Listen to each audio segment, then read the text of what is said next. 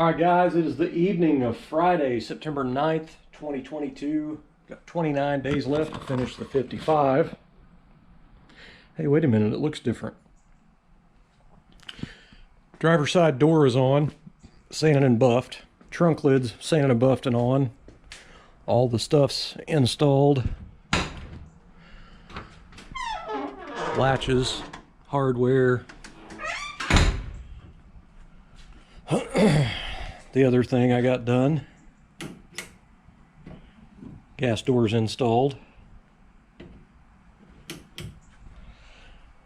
So when I did all the metal work on the car, when I gapped everything, I gapped the gas door, so I have a real nice gap on three sides. This side has to be a little wider because the gas door actually goes down inside of it.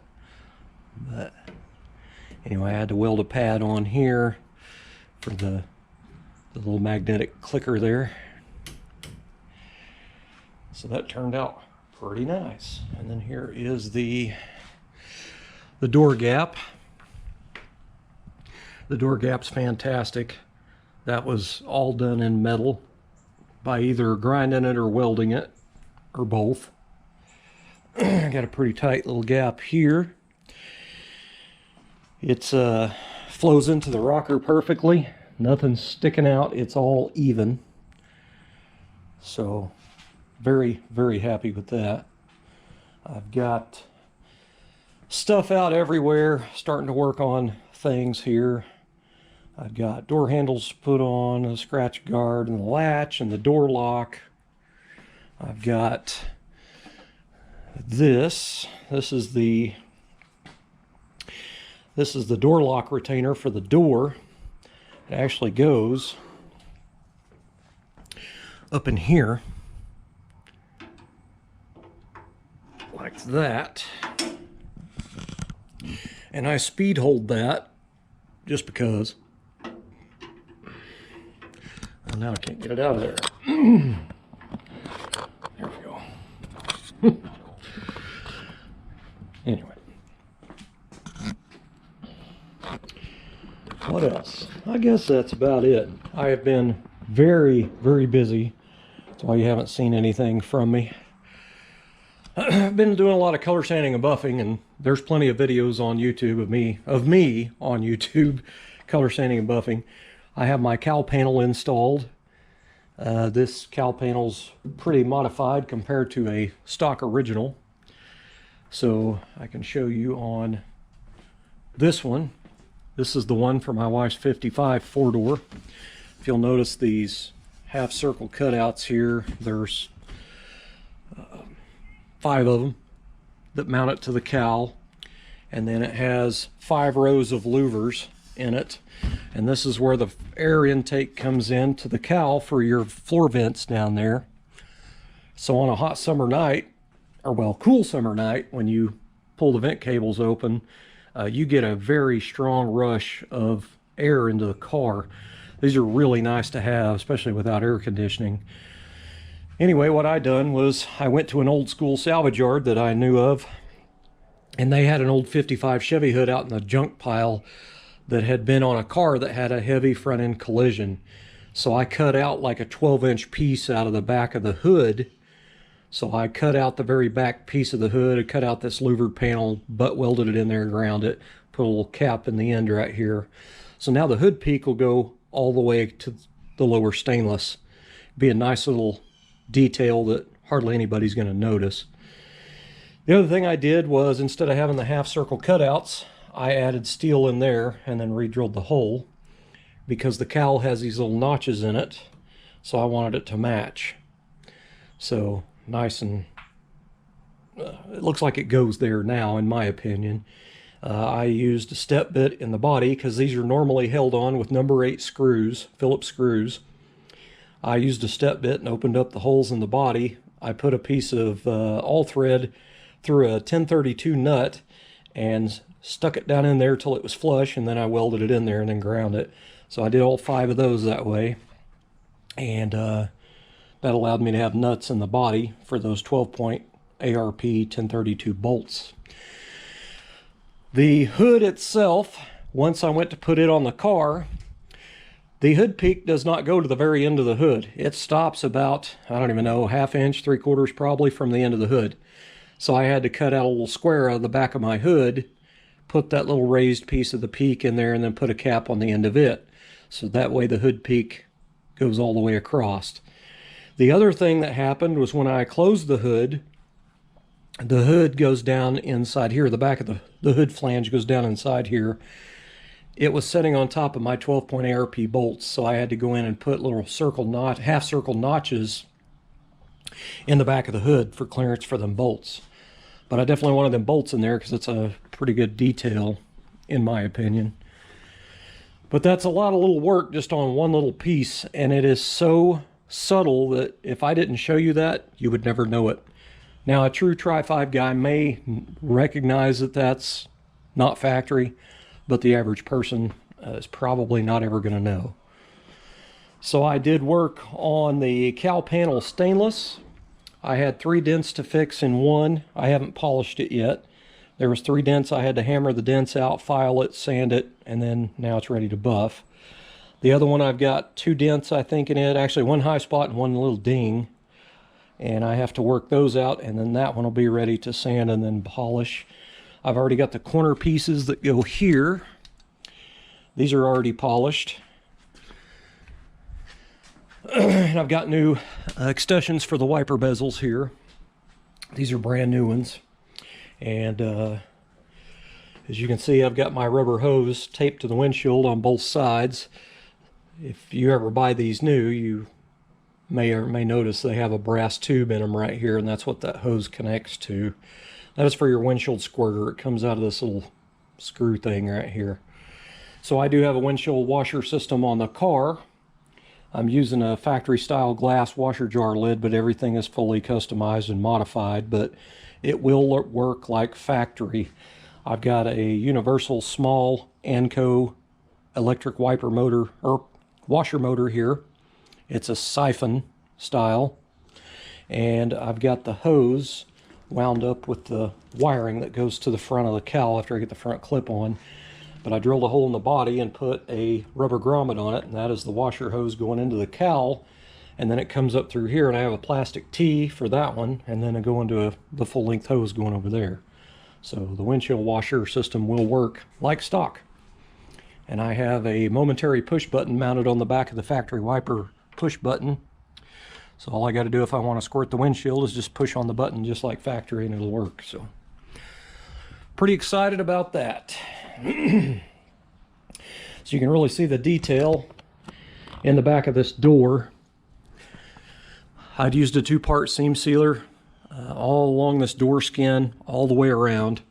I used blue fine line masking tape, the vinyl style, and I put 2 rows on it and left a little bitty space, and that was when I put the self-leveling 2-part seam sealer in there. Then I pulled the tape, and that way I had a really nice line of seam sealer through there. When I did the body work and metal work on these doors, I wiped all the back edge of the door, all the bottom of the door, and the front of the door with filler, and then went back and blocked it with a small block. So this is all laser straight, even in the door jambs. This is a pipe cap, or there's a piece of muffler pipe with a cap on it. It's just sheet metal cap, 1/4 inch deep, and I have a chrome bezeled reflector stick-on style that goes in here, just for a little added detail. But I've got all stainless steel hardware to go in all this stuff here, and I'm pretty proud of it. It has a lot of work, man, but once I get to putting all these parts on is when it really starts coming together. I'm pretty pleased with it. It's turning out awesome, man. If you've ever messed with these doors, or if you've not ever messed with these doors on these cars, they're really rough and wavy through here. So this being all straightened up and smoothed out, even the door jambs, it just makes a huge difference, I think, in details. It really makes the car look high-end. This is a 100% garage-built car right here in the garage, and a lot of it was built right out there in the driveway. But it's been 9 years on this project so far. There's a big indented section right here. This all got plated in. All of this got blocked out. Even the face bezels here for the hinges, all of this was worked. The hinges themselves were thinned down, 45 the edges, just rolled the edges, basically chamfered them. So these are all smooth because these are really gnarly looking from the factory, really rough cut. Then I drilled a, I don't remember what size hole that is, and then it is chamfered, and then I put silver paint in there. So it's basically a speed hole in the door hinges. So I used factory door hinge bolts that I had restored, you know, cleaned the threads up on and sanded them down and then painted them with a gold paint, because originally they're like a gold cad. But on this one I used a 12-point ARP, and I need to tighten that. I forgot. I got to get the socket for that. But anyway, because when the door panel's on right here, you're not going to see in here or here. You're just going to see that one. So I wanted that 12-point ARP detail there.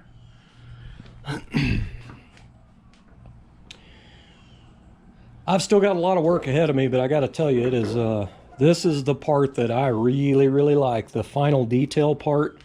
When you're putting all your stuff together that you've done a lot of work to, and then you start bolting parts on it, it turns into an amazing transformation. Super proud of it, man. It's been a lot of work. So I had to do it all by hand, but I did the jamb. Sanded and buffed the jamb. Even this trunk jamb, they're spot welded from the factory, so they have little dents all in this all the way around. So that all got wiped with filler, and then I used a little small block that I made and blocked this all out true and flat all the way around. Filled all the unused holes in the deck lid. There's all kinds of holes in this deck lid that are unused, but I had a scuff right here, so I've sanded it down. I need to polish it, but I've got all the latch hardware in. So I don't have the weather stripping seal on here. I have one that I bought actually for another project car probably about 12 years ago, and it's been in my shed, and I went and got it out of the shed, and it was hard as a rock. So I need a new trunk seal. So I'm just going to go ahead and I went ahead and put the deck lid on, and I'll worry about it later. But those trunk seals have to be glued to the trunk lid, and you have to put a lot of tape on it, which it can be done on the car. It's just a little bit more difficult than having it off, but I don't really care. Now there's a little guide that goes on here, a little steel pin guide that bolts on here, and it goes through this. And I can't find the one that I modified for this car. I don't know what I did with it.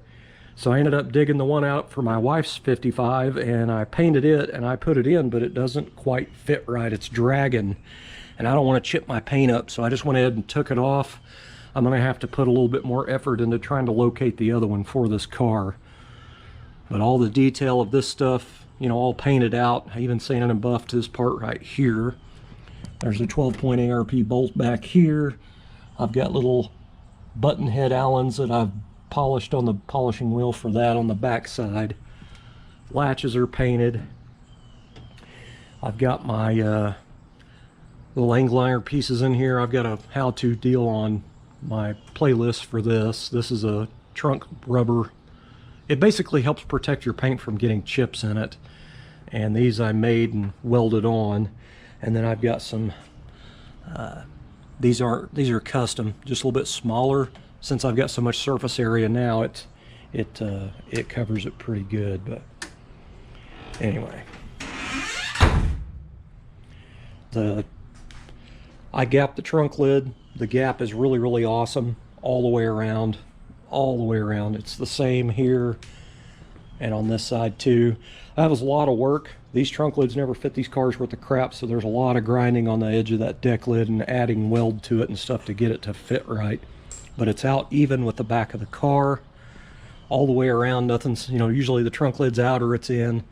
Everything fits just about perfect. You can really see the detail of how well my taillight bezels fit the back of the car back here. I did all this in metal. That was a lot of work back here to get them bezels to fit.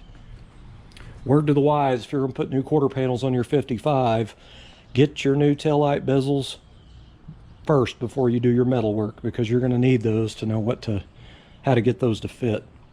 That was all done in metal work. I done a lot of work back there to get them taillight bezels to fit that nice. Anyway, guys, I am pretty wore out. It's been a rough day for me. I've been going non-stop. My back's really sore. My right hand swelled up really big. I can't even make a fist, but I think I'm going to go ahead and call it for the night. Take some Tylenol and try to get a little rest. I still have to sand and buff this one door, which I'll probably do that tomorrow. Go ahead and get it hung on the car. And what else? I mean, there's lots of stuff I can do. But it is coming together, slowly but surely. Tomorrow's my birthday, and I'm going to be 50. I'm still going to work on my car, though, because it's my birthday. If I want to work on my car, I'm going to work on my car. Thanks for watching.